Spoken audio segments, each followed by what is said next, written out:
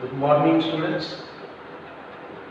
જો ગયા વખતના લેક્ચરમાં આપણે જોઈ ગયા કે સાર્થક સંખ્યા એટલે શું, સાર્થક અંકો કોને કહેવાય, એ સાર્થક અંકો આપેલી સંખ્યામાં નક્કી કરવા હોય તો કેવી રીતે નક્કી કરી શકાય, એના માટેના જે કે આપણે નિયમો હતા એની વાત કરી ગયા. હવે જોઈએ કે આવી સાર્થક સંખ્યાઓ વાળા અવલોકનોના આપણે કઈ ગણિતીય પ્રક્રિયાઓ કરતા હોય, જેમ કે પ્રેક્ટિકલ દરમિયાન આપણે જોઈશું કે અમુક અવલોકનોના ગુણાકારો, ભાગાકારો, સરવાળા કે બાદબાકીઓ કરવાથી આપણને અંતિમ પરિણામ મળતું હોય. તમારે અંતિમ પરિણામને પણ સાર્થક અંકની સંદર્ભમાં એટલે સાર્થક સંખ્યાના સ્વરૂપમાં જ દર્શાવવાનું હોય. પરિણામે એના માટે આપણે જે નિયમોનો ઉપયોગ કરવાનો એ નિયમો કયા પ્રકારના હોય, તો અહીંયા જોઈએ પેલા ઉદાહરણ સાથે કે ગુણાકાર કે ભાગાકાર. આમાં જે નિયમ ગુણાકારમાં લાગુ પડે એ જ નિયમ ભાગાકારમાં પણ લાગુ પડે. એટલે હવે નિયમમાં સમજવા માટે માની લો કે મારી પાસે કોઈ એક લંબચોરસ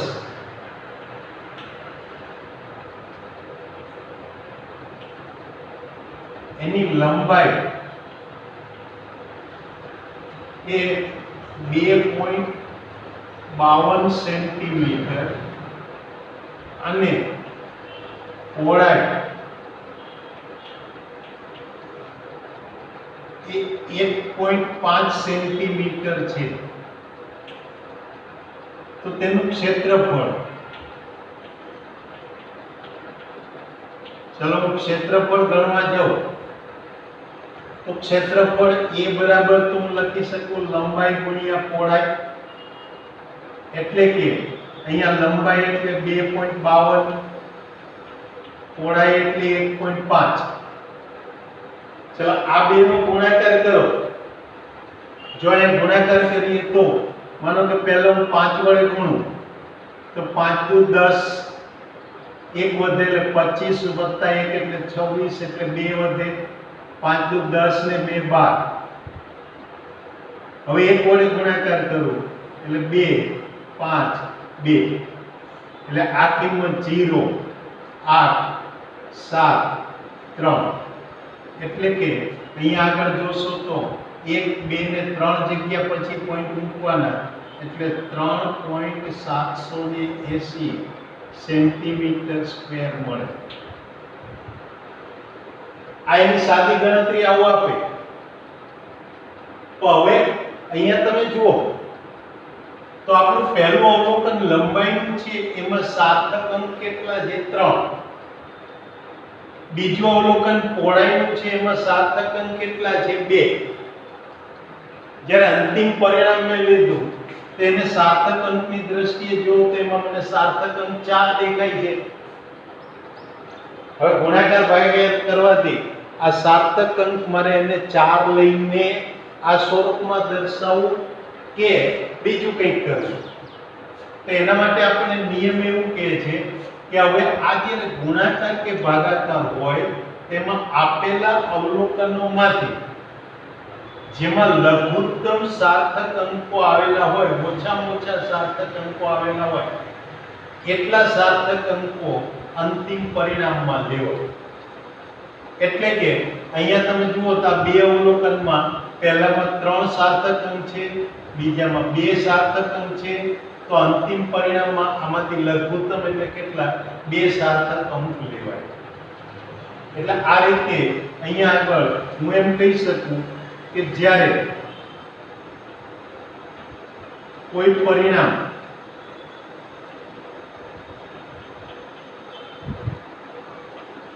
બે કે વધુ સાર્થક સંખ્યાઓના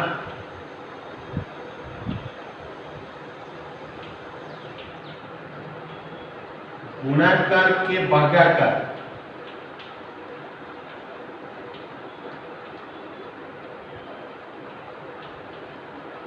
વડે મળતું હોય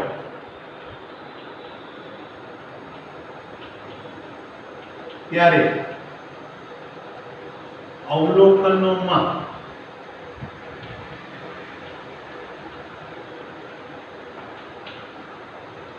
જે સંખ્યામાં ઓછામાં ઓછા સાર્થક અંકો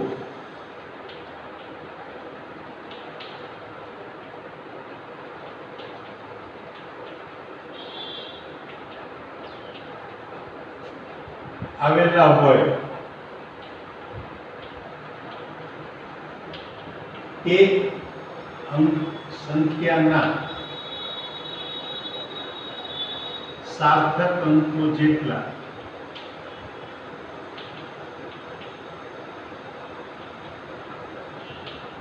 અંતિમ પરિણામમાં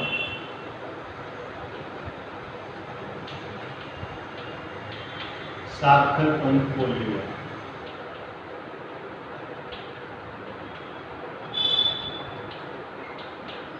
એટલે કે અહીં આપણા ઉદાહરણમાં આપેલ બે સંખ્યામાંથી ઓછામાં ઓછા કેટલા બે સાર્થક અંકો છે, માટે અંતિમ પરિણામને બે સાર્થક અંકના સ્વરૂપમાં લેવાય. એટલે અહીંયા આપેલ ઉદાહરણમાં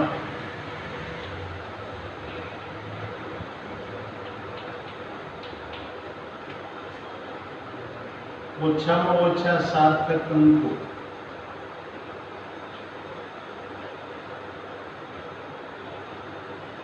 બે સાર્થક અંકો ધરાવતી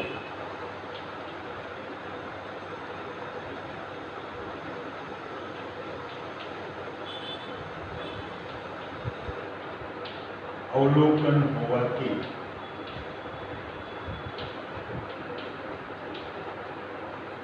અંતિમ પરિણામ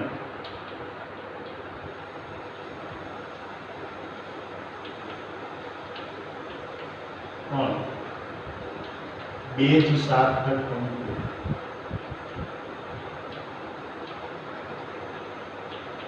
આવે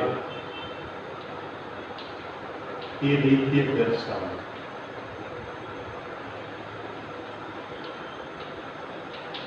એટલે કે 3.780 સેન્ટીમીટર સ્ક્વેર ને 3.8 સેન્ટીમીટર સ્ક્વેર લખવું. આ ગુણાકાર કે ભાગાકાર માટેનો નિયમ મળે. એટલે આ રીતે જ્યારે કોઈ પણ પરિણામ એક કરતા વધારે સંખ્યાઓના ગુણાકાર કે ભાગાકારથી મળતું હોય ત્યારે અંતિમ પરિણામ શોધવા માટે પહેલા તો સાદું આપણું ગણિતની નિયમો પ્રમાણે ગુણાકાર ભાગાકાર કરી નાખવાના.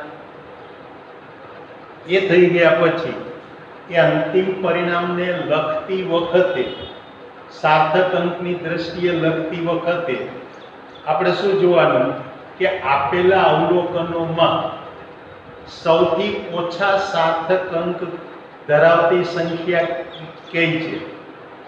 તો અહીંયા જોઈએ તો 2.52 અને 1.5 એ બે સંખ્યાનો આપણે ગુણાકાર લઈએ છીએ. તેમાં સૌથી ઓછા એટલે બે સાર્થક અંક ધરાવતી સંખ્યા એટલે 1.5 છે. માટે સૌથી ઓછા સાર્થક અંક ધરાવતી સંખ્યા 1.5 થઈ અને એમાં બે સાર્થક અંક હોવાથી અંતિમ પરિણામ છે એમાં બે સાર્થક અંક આવે એ રીતે એને લખાય. એટલે એ 3.780 એ ભલે આપણને ગુણાકાર કરવાથી પરિણામ મળે પણ સાર્થક અંકની દ્રષ્ટિએ એ પરિણામને મારે માત્ર બે જ સાર્થક અંક એટલે 3 અને 8 એટલે કે 3.8 એમ લખ્યું. યાદ રાખજો અહીંયા મેં સન્નિકટ વેલ્યુ એટલે રાઉન્ડ ઓફ કરી અને 3.780 ને 3.8 લખેલું છે. એમાં 7 ને ઉડાડી દીધેલો નથી એટલે એ આ રીતે અહીંયા આગળ આપણે લખી શકાય. હવે આ જ પ્રકારે મારી પાસે માનો કે સરવાળા કે બાદબાકી હોય તો બીજી જે મારી આપણી પાસે ગણતરી આવશે એ સરવાળા કે બાદબાકી માટે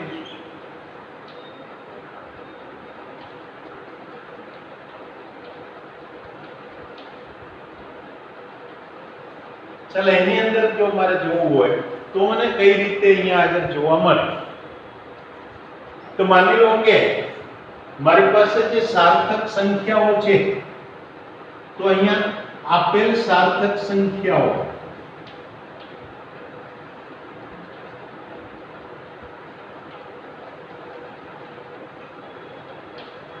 એ માની લો કે આ પ્રકારે છે 2.706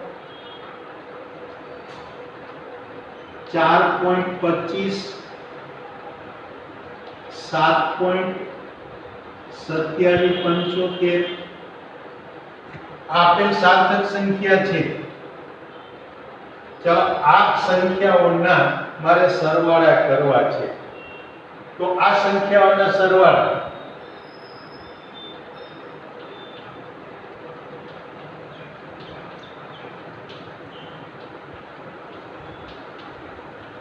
એ સામાન્ય રીતે કરીએ તો સામાન્ય રીતે તો આપણને નીચે મુજબ મળે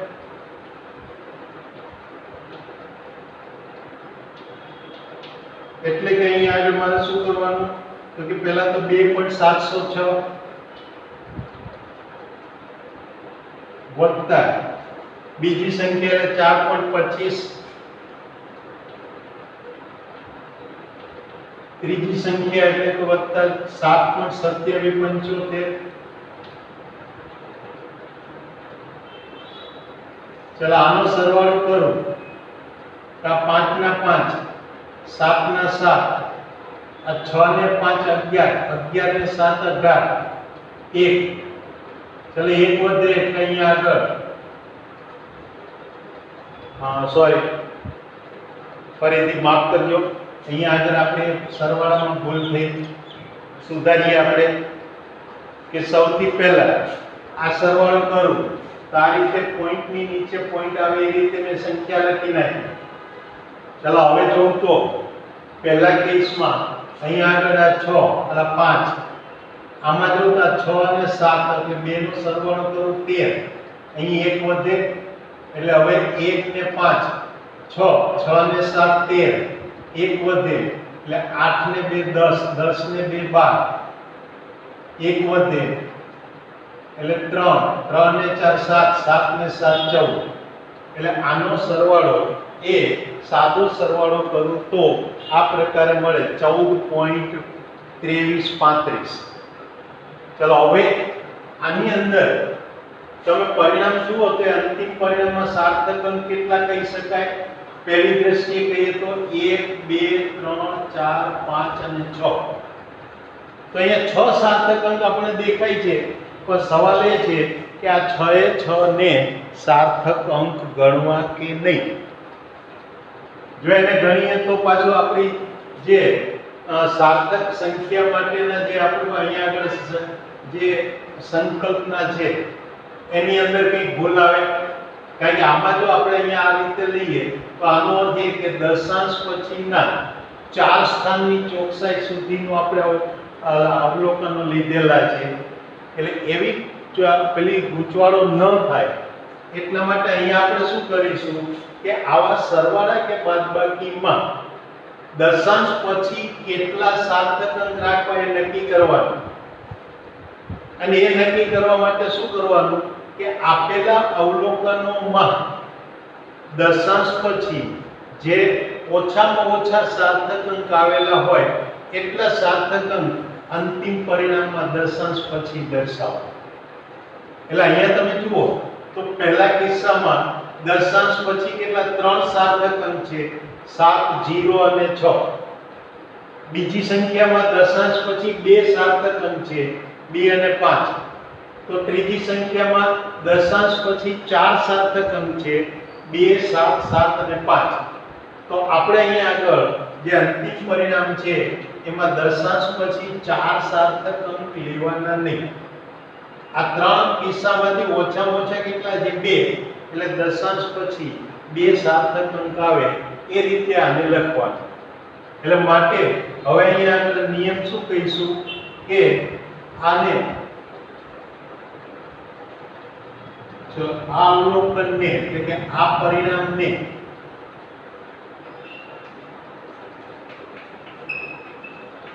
સાર્થક અંકની દ્રષ્ટિએ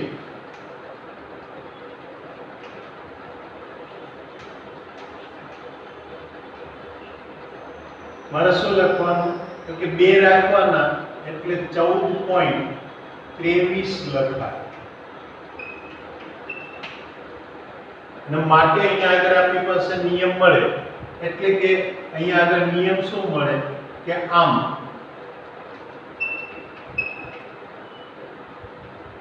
જ્યારે કોઈ પરિણામ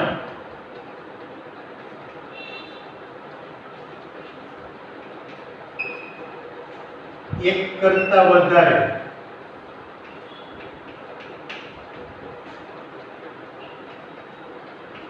સાર્થક સંખ્યાઓના સરવાળા કે બાદબાકી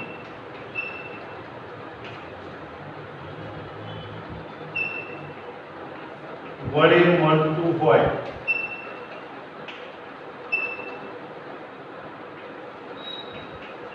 તો અવલોકનોમાં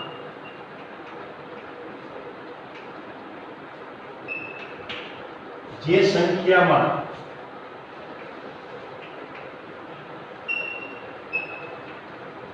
દશાંશ ચિહ્ન પછી ઓછામાં ઓછા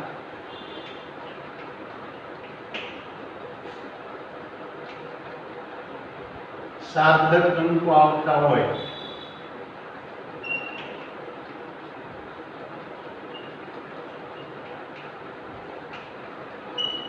તેટલા સાર્થક અંકો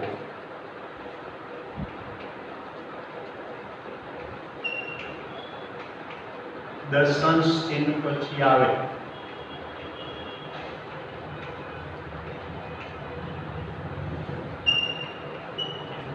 તે રીતે અંતિમ પરિણામ દર્શાવો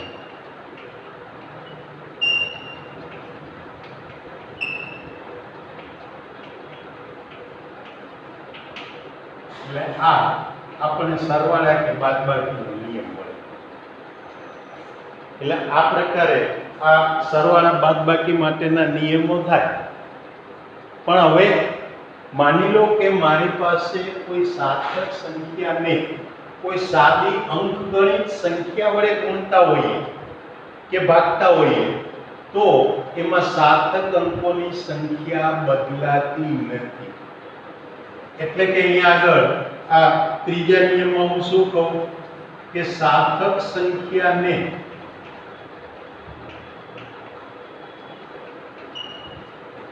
સાદી અંકગણિત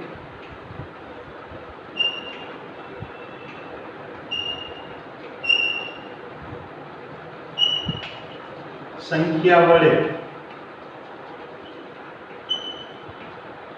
ગુણવાથી કે ભાગવાથી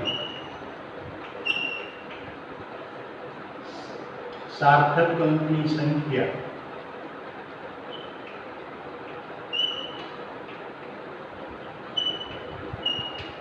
ફેરફાર થતો નથી એટલે સાર્થક અંકની સંખ્યા એ સાર્થક સંખ્યામાં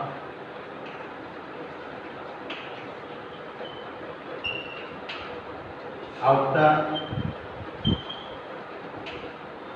સાર્થક અંકો જેટલી જ રાખે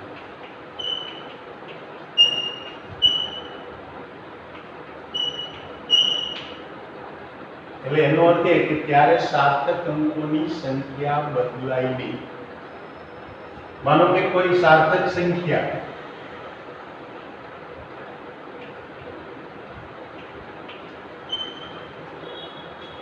ધારો કે 2.3 એને 5 વડે ગુણીએ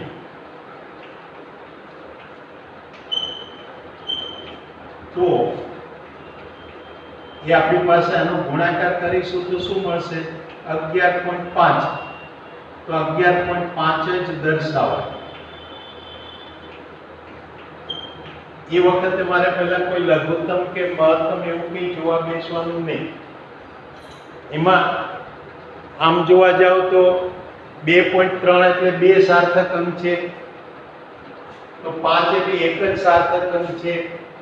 તો અહીંયા એવું નહીં કે ભાઈ આ એક ઓછામાં ઓછા સાર્થક અંક એક છે માટે આની એકમાં જ લખો, કારણ કે 5 એ સાદી ગણિતિક સંખ્યા છે, એટલે એ રીતે સાર્થક અંકોની ત્યારે સંખ્યામાં કોઈ ફેરફાર કરવાનો નહીં. એટલે આ અહીંયા આગળ થયું. બીજી વાત કે હવે જ્યારે તમે સાર્થક સંખ્યાઓની ગણતરી કરતા હો તો આવી રીતે અંતિમ પરિણામમાં આપણે સાર્થક અંકોની સંખ્યા બદલાય છે, એટલે કે અંતિમ પરિણામને મારે રાઉન્ડ ઓફ કરવું પડે છે, સન્નિકટતા લાવવી પડે છે. તો આ રીતે એ અંતિમ પરિણામને એટલે કે સાર્થક સંખ્યાને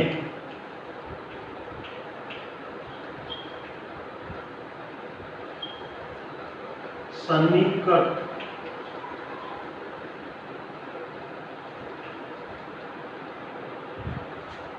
લાવો કરવા માટે ટૂંકમાં રાઉન્ડ અપ કરવા માટે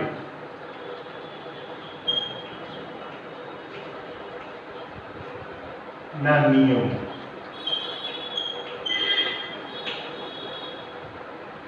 તો આની અંદર શું થાય કે પહેલો એક નિયમ તો આપણી પાસે છે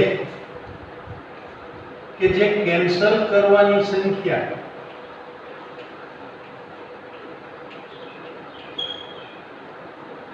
એનો અંક 5 કરતા ઓછો હોય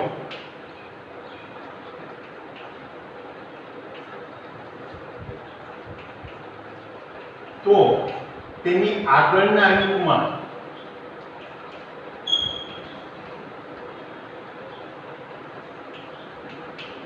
ફેરફાર થતો નથી.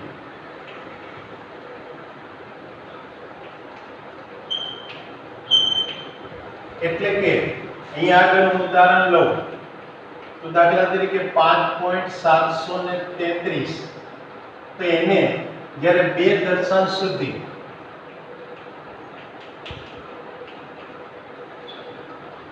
રાઉન્ડ અપ કરું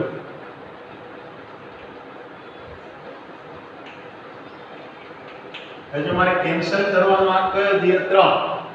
અત્યારે 3 દશાંશ સુધી પેલા સંખ્યાઓ છે, અંકો છે, એમાંથી મારે 2 દશાંશ સુધી રાખવા છે, એટલે 3 ને કેન્સલ કરવા છે, પણ 3 એ 5 કરતા ઓછા છે માટે આને રાઉન્ડ અપ કરતા એ શું લખાય? 5.72 લખાય. એટલે આ રીતે કેન્સલ કરવાનો અંક એ તમારો જો 5 કરતા ઓછો હોય તો રાઉન્ડ અપ કરો ત્યારે આગળની સંખ્યામાં કંઈ ફેરફાર થતો નથી. તો બીજો નિયમ કે કેન્સલ કરવાનો અંક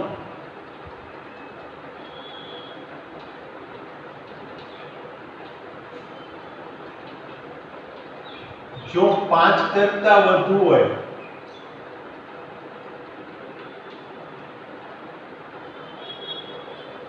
તો તેની આગળના અંકમાં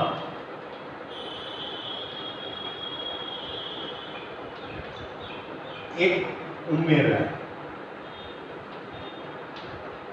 દાખલા તરીકે 8.257 એટલે 8.2757. ચાલો આને 3 દશાંશ સુધી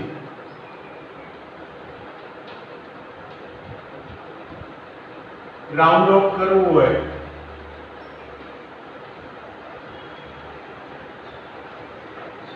ચલો 3 સ્થાન સુધી મારે રાખવા છે, એટલે ચોથું એટલે 7 ને કેન્સલ કરવા છે, ને 7 ને કેન્સલ કરો તો 7 એ 5 કરતા વધુ છે અને 5 કરતા વધુ છે માટે આગળની સંખ્યા 5 માં કંઈક મારે એક ઉમેરવાનો, એટલે એને 8.276 લખાય.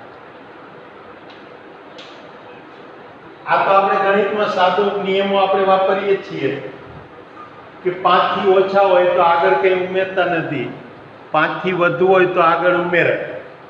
હવે કેન્સલ કરવાનો અંક 5 હોય ત્યારે શું? તે વખત તમારે આગળના અંકને જોવાનો. આગળનો અંક જો બેકી સંખ્યા હોય તો કંઈ ઉમેરવાનું નહીં, એકી સંખ્યા હોય તો મારે એક ઉમેરવાનું. ટૂંકમાં 5 ને કેન્સલ કરું ત્યારે 5 ની આગળની અંકને મારે બેકી અંકમાં રૂપાંતરિત કરવાનો. એટલે કે અહીંયા ત્રીજા નિયમમાં શું કહી શકાય કે કેન્સલ કરવાની સંખ્યા અથવા કેન્સલ કરવાનો અંક 5 હોય ત્યારે જો તેની આગળનો અંક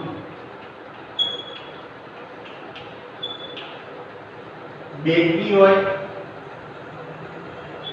એટલે બેકી સંખ્યા હોય તો તેમાં કંઈ ઉમેરવું નહીં.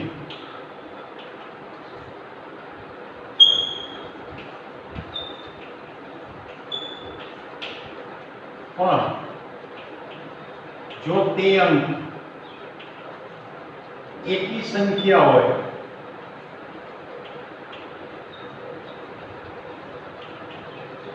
તો તેમાં એક ઉમેરાય.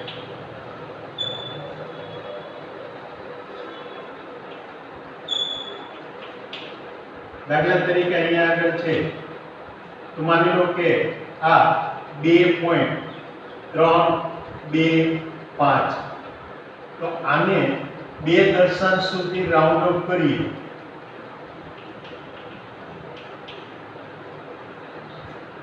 ચલો 2 દશાંશ સુધી એટલે 5 કેન્સલ થાય છે, તો 5 ની પહેલા કોણ છે? બેકી સંખ્યા 2, એટલે આમાં કંઈ ઉમેરવાનું નહીં, એટલે એને 2 દશાંશ સુધી 2.32 લખાય. પણ જો મારી પાસે આવી સંખ્યા હોય 8.375, ચલો આને 2 દશાંશ સુધી લખવી હોય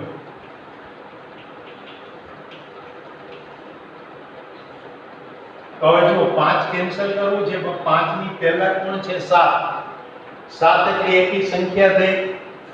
એકી સંખ્યા છે માટે મારે એમાં એક ઉમેરવાનું, એટલે કે એને મારે 8 કરી દેવાનું. એટલે 2 દશાંશ સુધી આને 8.38 લખાય. એટલે આ રીતે આ સાર્થક અંકોની ગણિતિક પ્રક્રિયાઓ એ આપણે કરી શકીએ. એટલે આ વાત થઈ આપણી સાર્થક સંખ્યાઓ માટેની વાત થઈ. હવે આવતી વખતના લેક્ચરમાં આપણે અહીંયા આગળ બીજી એક અગત્યનો મુદ્દો જોઈશું કે ભૌતિક રાશિઓના પરિમાણ અને પારિમાણિક સૂત્રો. એના વિશેની આપણે આવતી વખતના લેક્ચરમાં વાત કરીશું. ત્યાં સુધી આપણે રજા લઈએ. આજના આપણા લેક્ચરમાં આપણે શું જોઈ ગયા કે સાર્થક સંખ્યાઓની ગણિતિક પ્રક્રિયાઓમાં કઈ કઈ બાબતો ધ્યાનમાં રાખવાની. ચાલો તેમાં પહેલી એક વસ્તુ કે જ્યારે સંખ્યાઓના ગુણાકાર ભાગાકાર હોય તો એ વખતે પહેલી તો ગણતરી સાદી ગણિતની રીતે કરી નાખવાની. ત્યાર પછી અંતિમ પરિણામ દર્શાવવા માટે આપેલી સંખ્યાઓમાં જે સંખ્યામાં ઓછામાં ઓછા સાર્થક અંક હોય એટલા સાર્થક અંક એ અંતિમ પરિણામમાં આવે એ રીતે અંતિમ પરિણામ લખવાનું. એટલે કે અહીંયા આપણે ઉદાહરણ જોયું કે 2.52 અને 1.5 એનો ગુણાકાર સાદો કરીએ તો 3.780 થાય. પણ આ બે સંખ્યાઓમાં જોઈશું તો ઓછામાં ઓછી સાર્થક સંખ્યા ક્યાં છે? 1.5 માં માત્ર 2, એટલે અંતિમ પરિણામ એ મારે માત્ર 2 સાર્થક અંક સાથે જ બતાવવાનું. એટલે એને મારે માત્ર 3.8 જ લખવાનું. એ ગુણાકાર કે ભાગાકાર માટે છે. એમ જ્યારે સરવાળા બાદબાકી હોય તો સાદા સરવાળા બાદબાકી કરી લીધા પછી અવલોકનોમાં દશાંશ ચિહ્ન પછી જેમાં ઓછામાં ઓછા સાર્થક અંક હોય એટલા સાર્થક અંક દશાંશ પછી આવે એ રીતે અંતિમ પરિણામ લખવાનું. એટલે આપણી આ ત્રણ સંખ્યાના સરવાળામાં આપણે જોઈએ કે સૌથી ઓછા સાર્થક અંક ક્યાં છે? બીજામાં 2. એટલે હવે અંતિમ પરિણામમાં દશાંશ પછી 2 સાર્થક અંક આવે એ રીતે જ આપણે અહીંયા આગળ સંખ્યા લખવાની. એટલે એ આ સરવાળો જે છે એને 14.23 એમ લખાય. ત્યાર પછી જોઈએ તો એ સાર્થક અંક જે છે એની એક સાદી સંખ્યા વડે, એટલે કે ટૂંકમાં જે ગુણાકારમાં આવતી સંખ્યા એ કોઈ પદાર્થની સંખ્યા દર્શાવતો અંક હોય, એટલે સાદો અંકગણિતનો અંક હોય તો એ ગુણાકાર કરવાથી સાર્થક અંકની સંખ્યામાં કોઈ ફેરફાર નહીં કરવાનો. એમાં જેટલા હોય એટલા જ પહેલામાં જે અવલોકનમાં હોય એટલા જ ત્યાં મૂકવાના. હવે અંતિમ પરિણામને આપણે રાઉન્ડ ઓફ કરીને બતાવવાનું. તો એમાં પહેલું તો કેન્સલ કરવાની સંખ્યા 5 થી ઓછી હોય તો આગળની સંખ્યામાં કંઈ ફેરફાર ન થાય. કેન્સલ કરવાની સંખ્યા 5 કરતાં વધુ હોય તો આગળની સંખ્યામાં 1 ઉમેરાય. અને જ્યારે કેન્સલ કરવાની સંખ્યા 5 હોય ત્યારે આગળની સંખ્યા એકી હોય તો 1 ઉમેરાય અને બેકી હોય તો કંઈ ના ઉમેરાય. એટલે કે ટૂંકમાં 5 કેન્સલ કર્યા પછી આગળની સંખ્યા બેકી રહેવી જોઈએ. એટલે આ આપણી સાર્થક સંખ્યા વિશેની વાત થઈ. હવે આવતી વખત મળીએ ત્યાં સુધી રજા લઈએ. આવજો. Good bye.